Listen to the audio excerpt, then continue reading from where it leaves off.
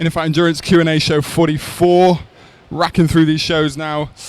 Got some really good questions in this week and quite a lot actually to get through. So without further ado, remember Secret Training is here in the gym. You can come, you can buy it, you can check out all the different flavors they have, and sometimes they even do some samples. So we should have them at Track Tuesday soon in a couple of weeks' time. The first track back after Ramadan.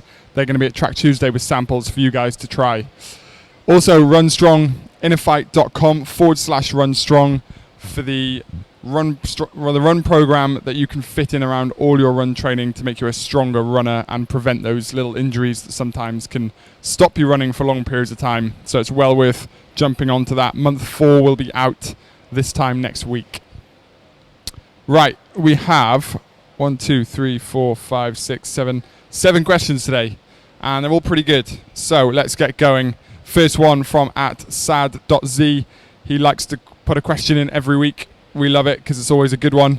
He asks how to run faster at zone 2 heart rate. My goal is to run a marathon in zone 2, but at the moment heart rate at this pace is in zone 3 or 4. It's quite a common question that we get, and the first part to it is how have you defined what your zone 2 heart rate is? So this is your aerobic zone, and that is the zone that you will run a marathon in.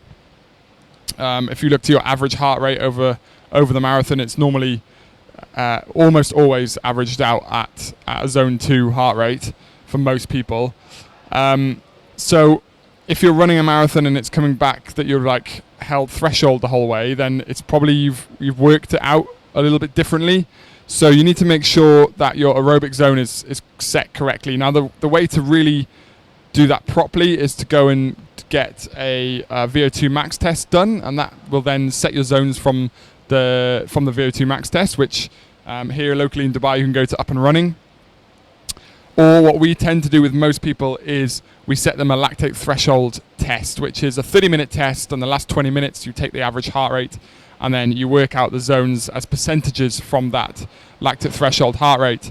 They're the most accurate examples of doing it.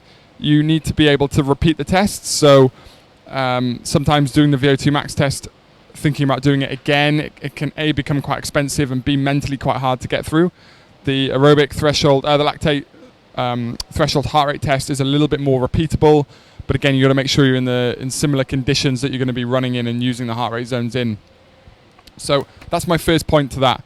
Secondly, then you're looking at efficiency. So basically running faster at a lower cost. So cost being, in running terms, energy demand. So the reason we want to run in zone 2, your aerobic heart rate, is because you are burning through the fat, the oxidative system within the body. So it's not just one or the other. You'll be using glycogen and fat as fuel, but more that you're using the oxygen and the fat as fuel while running over that longer period of time. Otherwise, you just have to continuously eat and keep topping up your glycogen stores, which you do within a marathon, but you're doing it in order to hold up a higher, harder pace, not to complete the whole thing.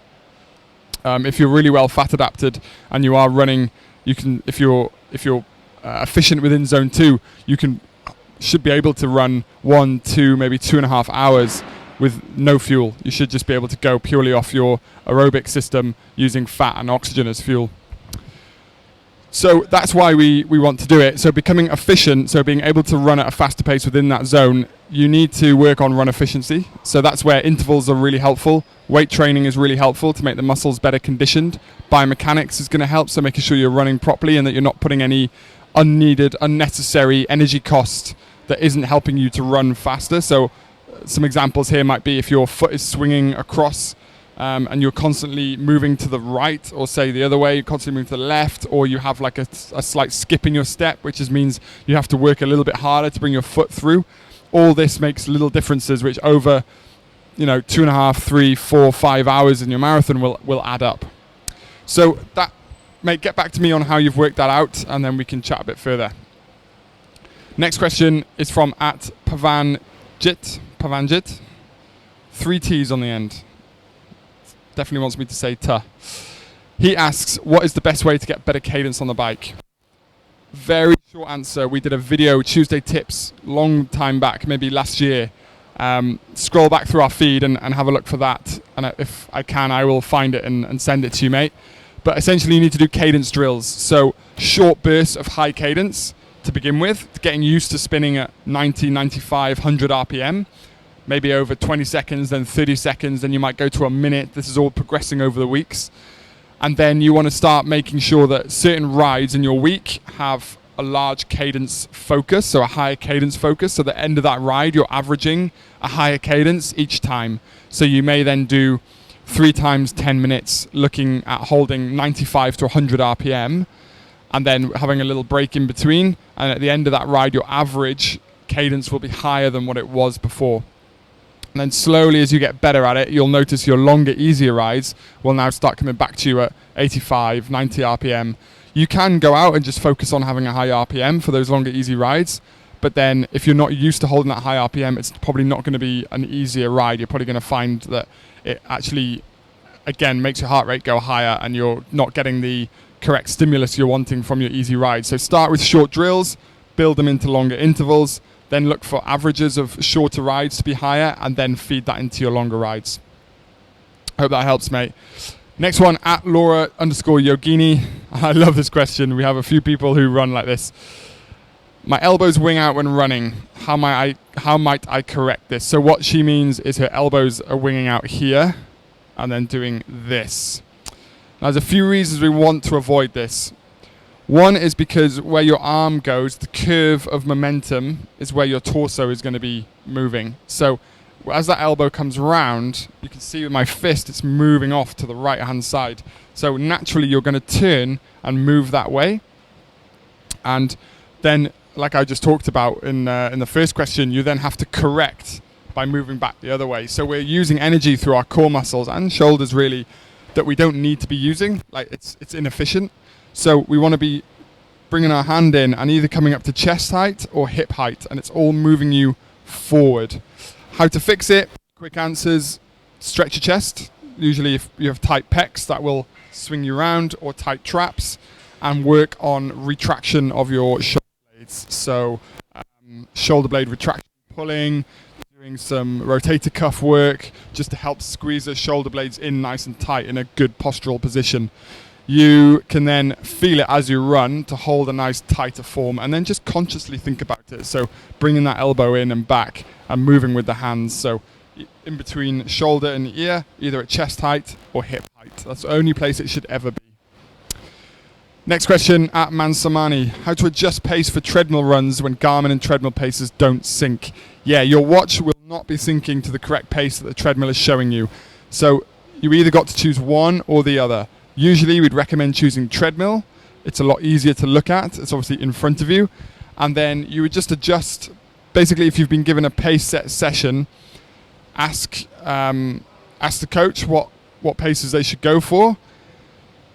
The treadmill should be true. So if you've been set a 4:30 pace interval, the treadmill set at 4:30 pace will most likely be 4:30, and it's your watch that's reading wrong. If you then went outside and ran at 4:30, it should be the same pace that your watch is giving you that the treadmill was. So just go off treadmill is what I would say for that. And then heart rate stuff as well. You're going to be looking at your heart rate, not the pace. So it's whatever pace you need at to have the correct stimulus from that heart rate. So yeah, treadmill rules over Garmin in terms of paces. Next one, at Desert Burger. Great name, making me hungry. Good question here. Can you train for a 70.3, lose body fat and maintain muscle simultaneously? That really all depends on where you're coming from. So if you've got body fat to lose, then you will likely lose it through doing long continuous training, which is what 70.3 training is. And usually if you're losing body fat, you're in a calorie deficit within which this means that you certainly won't build muscle, and it's might be likely that you would lose muscle. So you can do it. Is it always the correct thing to do? Not sure. If you're training for a 70.3 and you want to be fast, then you don't need muscle. You don't need to be heavy through muscle. You just need enough to stop you getting injured and to be fast with the speed work. So yes, you can do it. You might just want to focus on losing body fat, and what happens with the muscle is what happens. But eating a little bit extra protein will help to maintain your muscle mass.